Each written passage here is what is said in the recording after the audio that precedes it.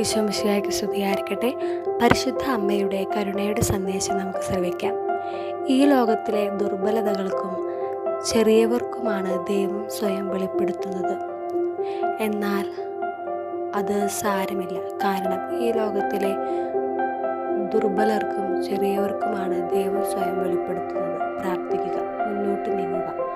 ഓ മാതാവേ, ഞാനിവിടെ അങ്ങയോട് കൂടെയാണ്, എന്നെ സഹായിക്കണമേ.